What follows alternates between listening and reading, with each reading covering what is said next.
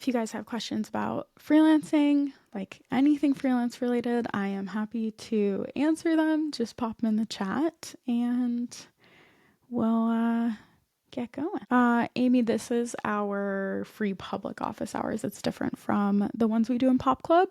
The ones we do in Pop Club are more of like a meeting room style. Everybody can talk, everybody sees everybody's faces. It's like a group video chat. But the ones on YouTube are chat only. It's just the only format that YouTube offers.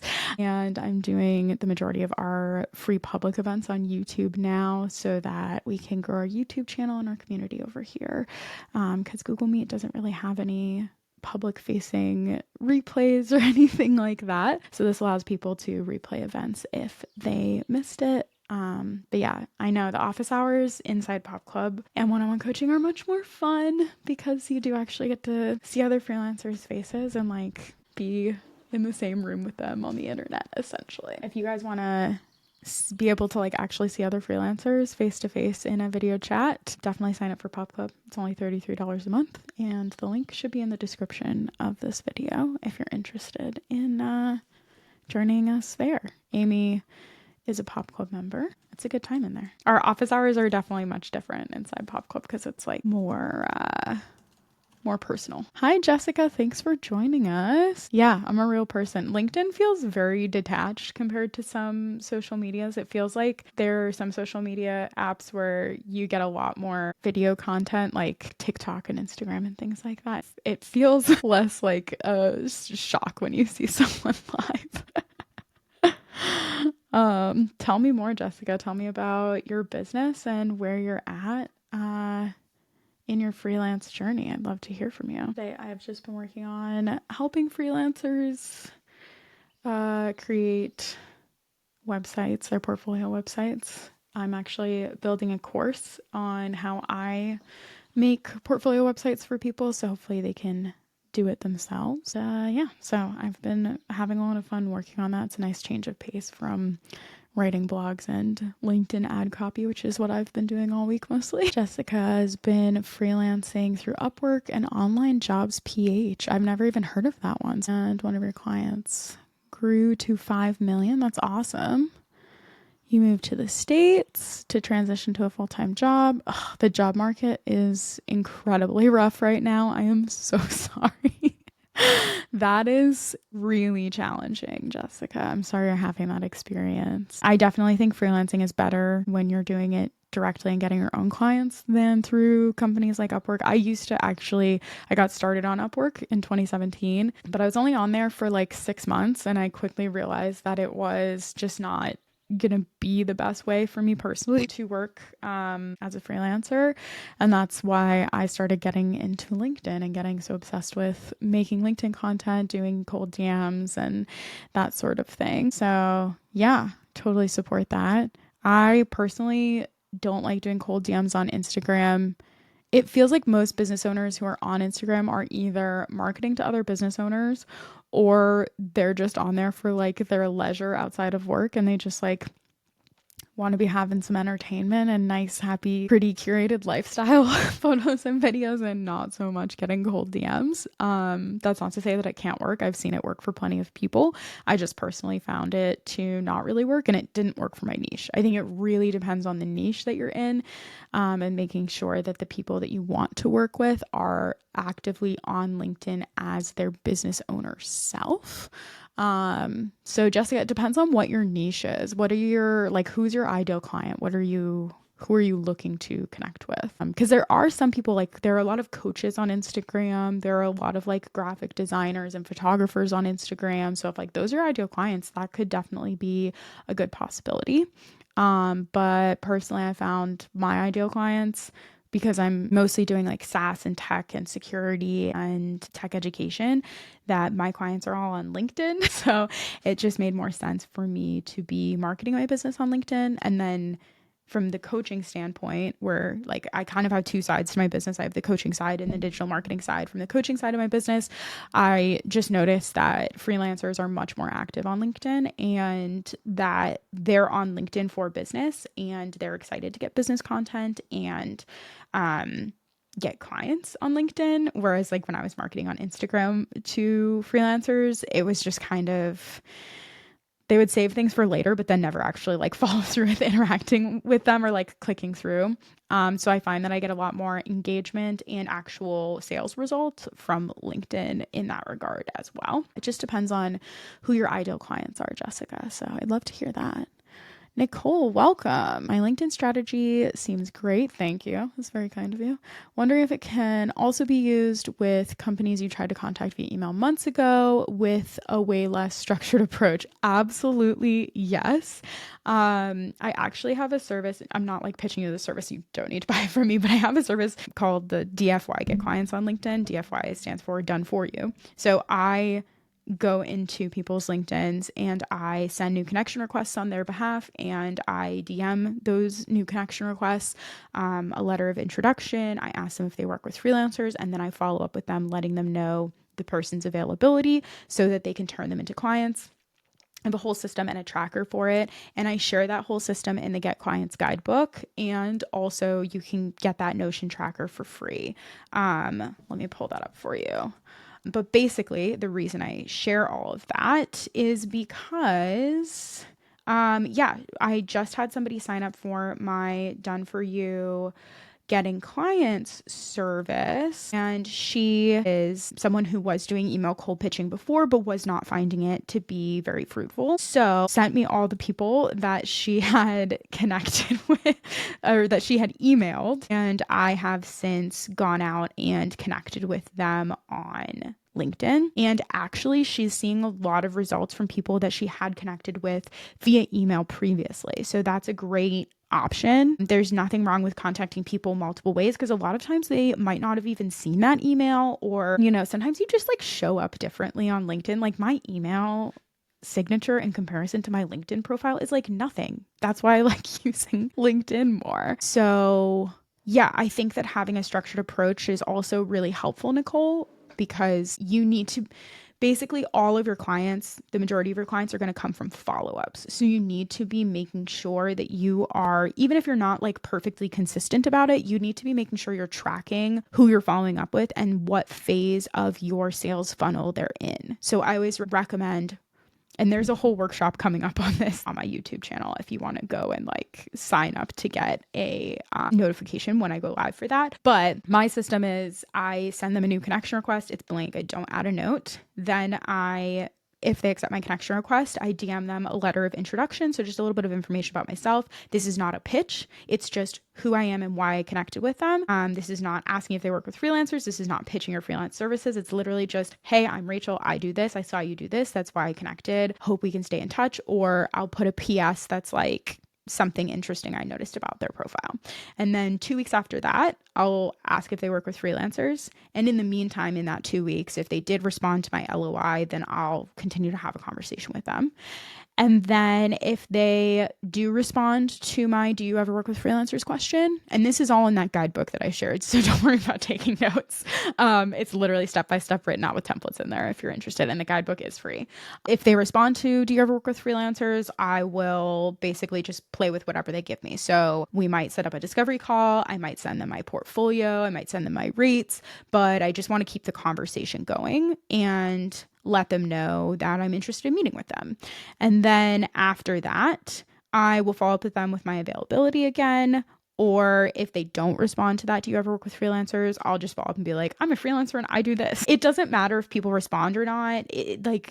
A non-response doesn't necessarily mean anything. And I have an entire workshop about this. You can watch it. It's already on my YouTube channel from the past. And I will be doing something similar again in the future if you're interested. But having that system makes it a lot easier to get clients, because you know what you need to say to people. You know who you need to follow up with. You know when you need to follow up with them. And it makes it more likely that you'll actually consistently follow up with people enough time to turn them into clients, because typically it's somewhere between 5 and 8 follow-ups that someone actually becomes your client. So highly recommend using a tracker.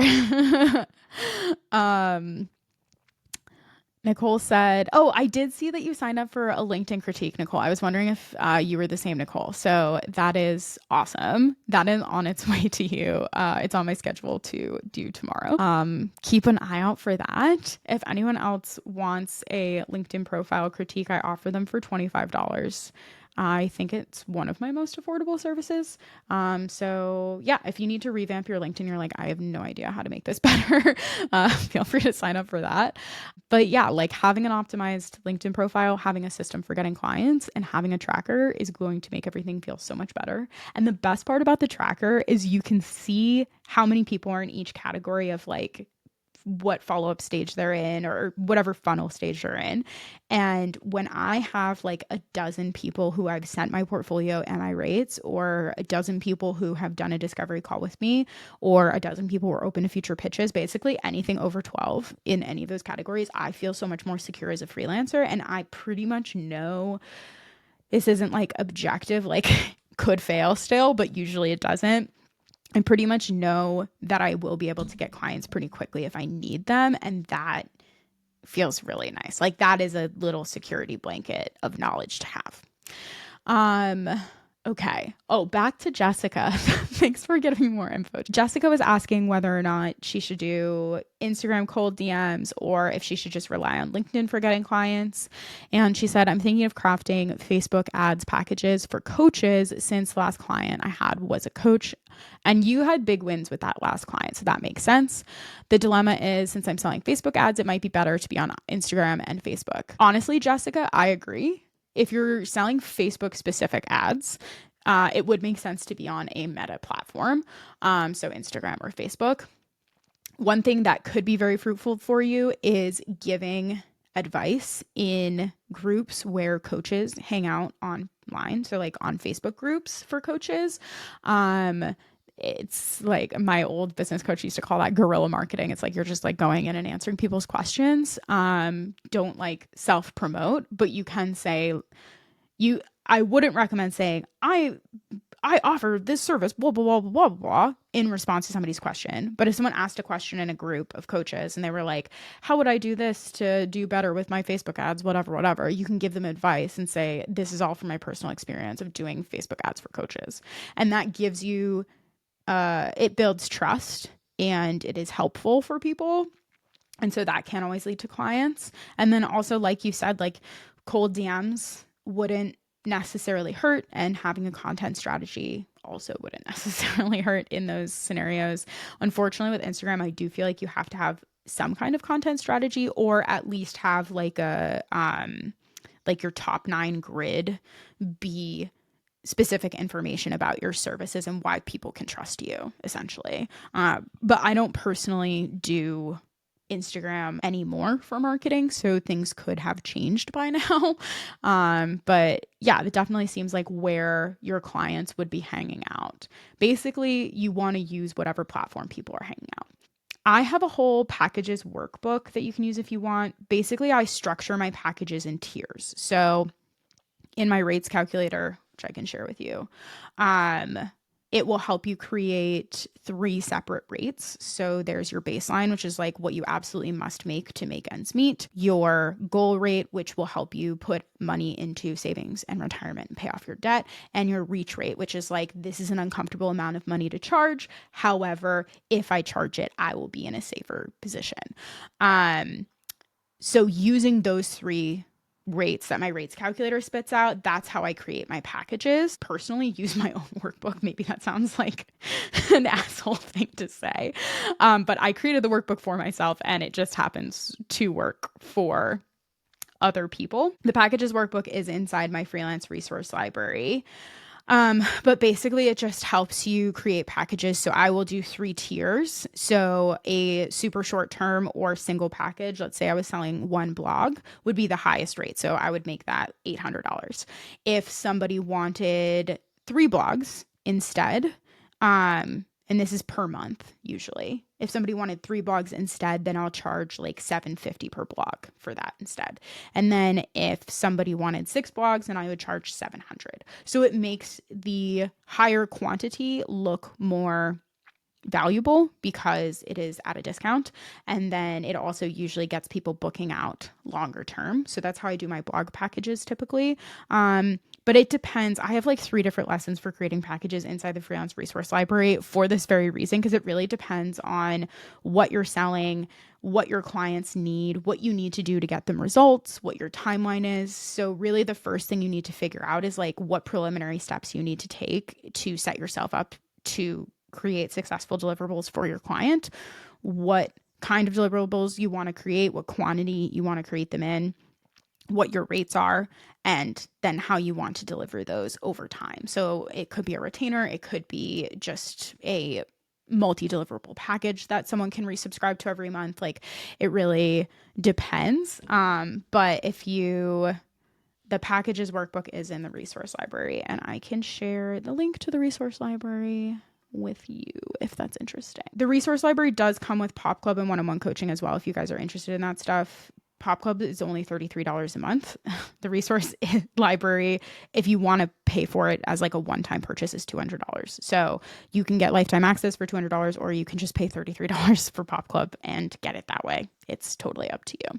Jake asked, what's your pricing model for editing content? I've done a lot of writing. I've never been hired to edit, but I've gotten a few inquiries lately about it. Hourly or project-based? I don't personally offer editing services.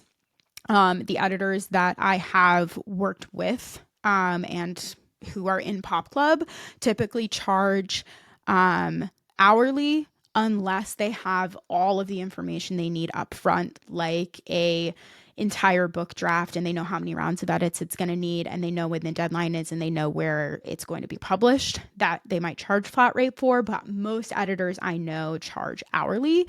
And if you need to figure out what your hourly rate should be, I would recommend using the rates calculator, and then also like asking around. Like, don't be afraid to hit up other editors on LinkedIn and be like, hey dude, what do you charge for this? There are also freelance rates databases that you could check to see if you're charging a reasonable rate, or you could ask ChatGPT. But at the bare minimum, you should be charging your baseline hourly rate from the rates calculator, because the rates calculator is set up so that you put in your personal expenses, you put in your business expenses, you put in your debt, how many hours you want to work per month, and that spits out what your rates should be. So if you're not charging your baseline hourly rate, then you're not going to be able to make ends meet. And obviously, that's why we work. So I would recommend at least verifying what your hourly rate should be based on what you are spending on your lifestyle before you go out and just like charge an arbitrary rate in general. Jake, I'm so glad you found my content valuable. That's really nice. Oh, guys, it's funny because LinkedIn, like, I don't know, I get comments and stuff, but YouTube is like really touch and go. There are some times where I get like a really nice comment and then like just crickets on videos. And same with the podcast. I never hear anything about my podcast. I'll get like one DM a quarter saying how much somebody likes my podcast, but I get a lot of listens. So it's like, okay, people must like it. But sometimes it does just feel like I'm yelling into an echo chamber. So thank you for saying that. I'm glad that you appreciate it. Lauren said, I'm trying to get better about following up. I currently have a couple people who reached out to me about services who I've heard nothing back from. When do I quit nudging? Personally, Lauren, I don't ever quit nudging. I just switched to a quarterly cadence instead. Maybe I'll stop after like 2 or 3 years of nudging. It really depends on your situation, but typically I have found that people aren't following up enough. So that's why I like to use that ideal clients tracker. I shared it earlier. It's part of my free Notion templates. If you like Notion, you can just duplicate it. If you don't, you can look at it for inspiration. It's a Kanban board, so you could remake it on like Trello or Asana if you would prefer to use one of those other tools, or ClickUp, or whatever you want. But basically, you just need a way to track who you've reached out to, how many times you've followed up with them, what you've sent them, what company they work at, like all of that kind of stuff. So I recommend using a tracker, first of all. Second of all, I usually say for your first message, so if it's email, obviously you're sending an email cold pitch. If it's a LinkedIn message, then you send a letter of introduction, introducing yourself, but not pitching. 2 weeks later, usually I'll follow up. If it's email, I'll just follow up with what my availability is and ask if they want to meet for a discovery call. If it's LinkedIn, I follow up with, do you ever work with freelancers? And then After that, I wait another 2 weeks to follow up with my availability. And then after that, I switch to a quarterly cadence because basically the way that I have seen it play out in business is that not a lot will change in 2 weeks. Like people are really busy, their strategies aren't changing much, whatever. But a lot does change quarterly, so every 3 months. And that's not to say you have to switch to like, I follow up on April 1st because that's the first day of the next quarter. It's just 3 months from now because that's a reasonable amount of time for something to have changed for them. Whereas if you're following up with them every 2 weeks, they're just gonna be like, this bitch is annoying and nothing is fucking changing and she clearly doesn't know how business works, so I'm just gonna ignore her. You know what I mean? That's not to say that's what they're saying about you, but that's what I assume is happening. So typically, if you follow up quarterly, a lot of times you're not going to get any responses, but it doesn't matter. I've followed up with people quarterly for like up to 2 years. And on like the 8th message, they were like, yeah, we actually really need help right now. Here's the person you should email. You never know. It's really a right place, right time thing. And no response doesn't really mean anything unless you've been DMing them too frequently. So maybe just switch to quarterly follow-ups and just like, don't give up, man. If they reach out to you, especially, keep following up. Regardless, just keep following up. Okay, so Lauren said I've sent a couple of follow-up emails about a month apart for context. Maybe switch to 3 months, Lauren, and see how it goes. I think that is perfectly fine. There's no such thing as being too annoying. I mean, they're like, I worked with Grammarly for almost 2 years, and it took me 2 years to land them. I started reaching out to them in like 2020, and I landed that gig in late 21, 22. I think 22 because it was post van life. I got a response from somebody who told me to talk to somebody else, and that somebody else told me to talk to somebody else, and that somebody else told me to talk to somebody else, and then the fourth person ended up hiring me. So, and that was 2 years of quarterly follow-ups. So don't be afraid to keep following up. Amy said I sent someone a proposal in early March. I've been following up on it and even seen him in person. Keeps saying he's working on it. Ugh. I know it's super annoying how long sometimes it takes, but it's, especially as someone who is an entrepreneur who doesn't, like, I know that I need help. I know that I need to hire people for help, but my hiring experiences have not been great so far. I've hired like 5 assistants, and I've just had mixed experiences, and it's challenging to hire help, and it's scary, especially if it's a solopreneur. And also I am so busy and so tired, and like a lot of things are happening in people's lives. Like I just moved, I got COVID while I was moving.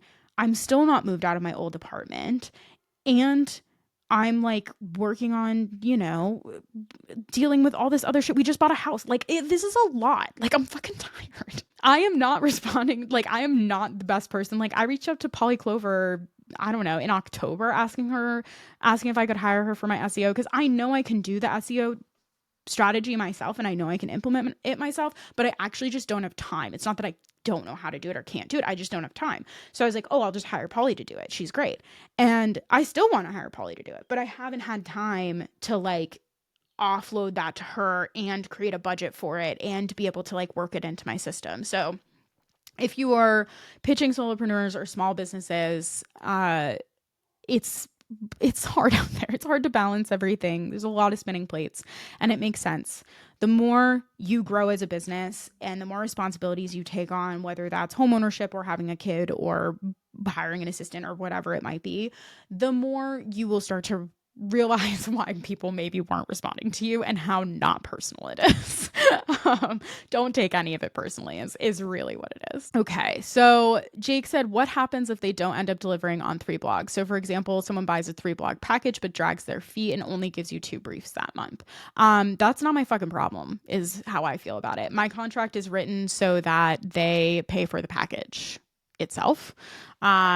And if they drag their feet and only give me 2 briefs that month, I require a meeting to discuss our agreement, because they did not follow through. When they sign my contract, they are signing on to the obligation that they need to respond to any and all of my messages within 5 business days, and that they are going to follow through with the demands of the project. They are given the demands of the project before the contract is signed, so they know what is expected of them as the client.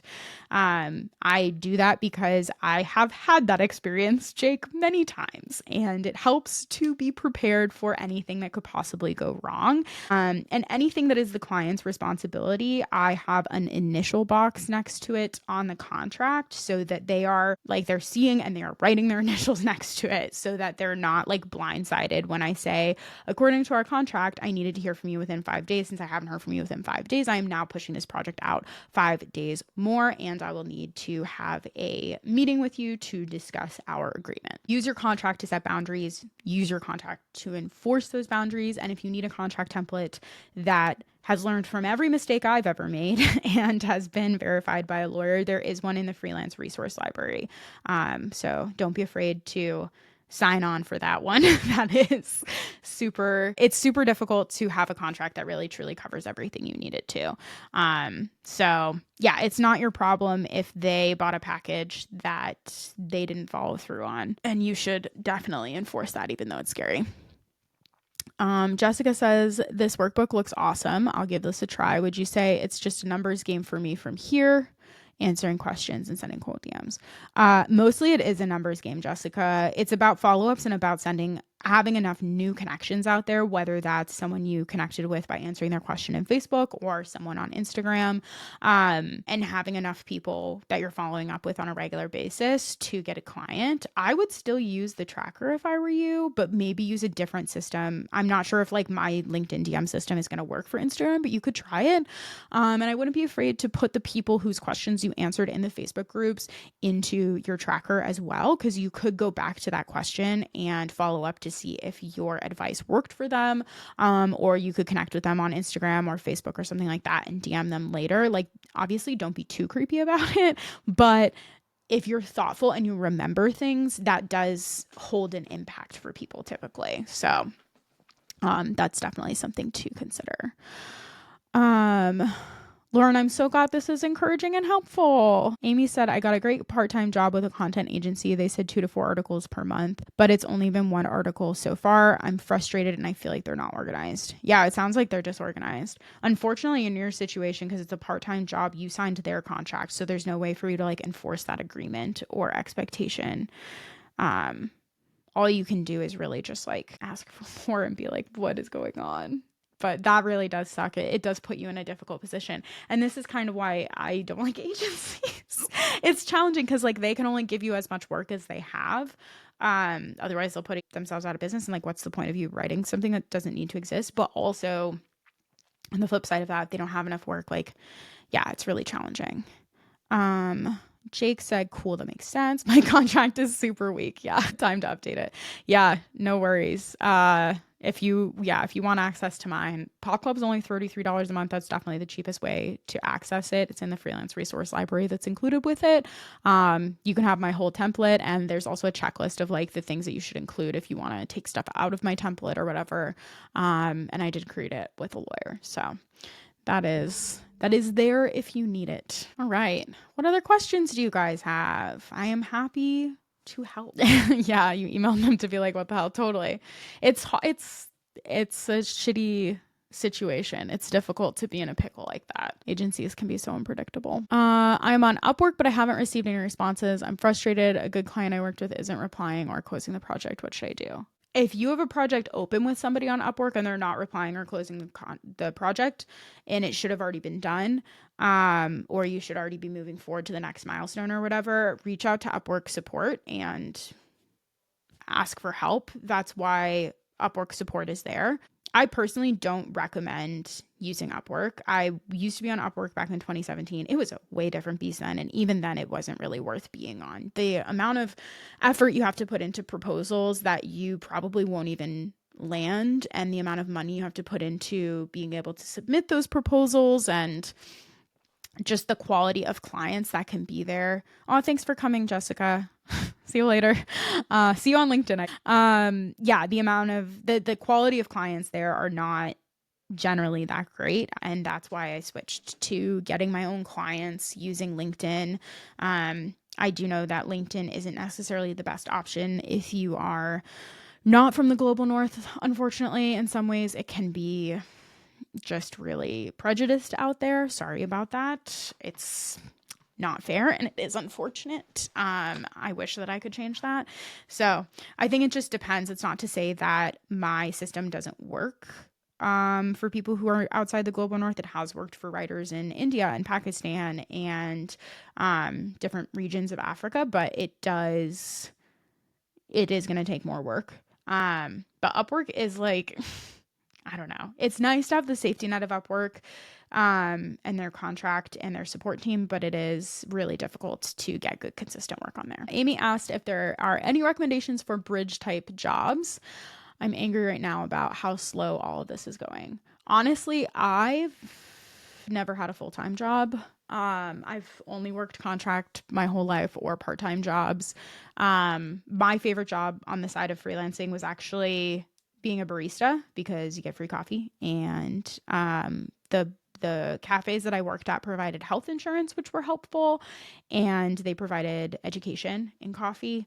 So I did work in the coffee niche for a little while when I first started freelancing, and that job was not draining enough for me to not want to do my freelance work on the side. And also, I would just stay late at the cafe if I opened or come in early if I was closing and do my freelance work at the cafe. So I was like at work while I was doing my freelance work, which really helped like my mindset and get my stuff covered.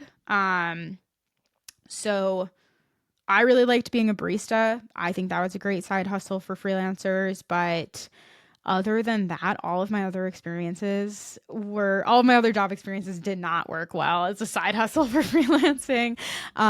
So yeah, it kind of depends. A nice local cafe that has multiple locations but isn't massive can be really helpful. And honestly, like, I know there's a lot of beef going around with Starbucks right now, and I'm not sure what it's like to be an employee there right now. But I did work at Starbucks for a long time in like from 2016 to 2019. And they gave me health insurance. They gave me a 401k, and I was not full time. I think I worked like 25 hours or 30 hours a week, maybe. I was manager. It was like I was able to work my way up. They paid pretty well hourly and getting healthcare. Like, what the heck? So I don't know if that's how it is anymore there, but I really liked being an employee there. I'm kind of surprised that there's so much going on about Starbucks as an employer. I'm not really sure what's going on with that. So don't take my word for it anymore. But it was helpful for me. Jake, my contract template is inside my freelance resource library. The freelance resource library comes with all of my paid coaching options. So Pop Club and one-on-one coaching. Pop Club's only $33 a month if you want that, and you can cancel anytime. And you'll get access to the resource library. Or you can buy lifetime access to the resource library for a one-time fee of $200. Otherwise, it does also come with one-on-one coaching. But yeah, those are the options if that is something that you're interested in. I can't sell my contract template individually because it is too much of a liability. So it's just a resource in the freelance resource library. According to my lawyer. I've never worked on LinkedIn before, so I'll have to learn it first. It might take some time. There is a guide. I have a guide to LinkedIn, using it to get clients if you want to try it. Has information on how to optimize your profile, how to get clients with it, my system, and everything. If you want to try it out, that's where I get most of my clients. And I also have free workshops on it on my YouTube channel, and there are some coming up that are live. What other questions did I miss? Did I miss anything? I don't think so. Please subscribe to my channel, like my videos. It would be really helpful. It helps other freelancers. find this valuable resource that you guys have access to already. And if you're interested in my paid coaching options, Pop Club is a membership community for freelancers. It is $33 a month. You can cancel anytime, and it comes with so much. It's a full community with forums and chats. It also comes with 4 courses, including my freelance resource library, replays of every workshop I've ever given, guest workshops, the Build Your Website course, the Get Started Freelancing course, and much more. I also offer one-on-one coaching, whether you just want an hour to go through stuff and revamp your freelance business, or I have One-on-One Express, which is a 3-month coaching program where we will meet 10 times, 10 weeks in a row, and have extra support for the rest of that 3 months to launch or revamp your freelance business one-on-one. And that also comes with the freelance resource library that I mentioned and a free trial of Pop Club. And if you're looking for more, I have a bunch of stuff on my shop. I have like a 1-page portfolio website template that you can use in Notion or Canva, my Get Clients on LinkedIn service if you want someone to get clients for you on LinkedIn, my LinkedIn profile critique, the rates calculator, the freelance resource library. And I also make websites for freelancers. So if you just want a website that has your portfolio on it and more information about you that fits your personality and can be done in less than 4 weeks, I'm happy to help you with that. My initial freelance career I thought was going to be web design, but then I just liked writing more. So I only do web design mostly for other freelancers. So yeah, I'm here to help you in any of those ways. I also have a crap load of free resources if you just go to meltzerseltzer.com/free. Yeah, I think that's all of my resources. And I'm always here for you. Don't be afraid to ask me questions in the DMs on LinkedIn or in the comments or here on YouTube. I am around. I am not on Instagram or TikTok. So if you see anyone on Instagram or TikTok being me, they are not me. And yeah, that is all. So I will see you guys for the next live stream.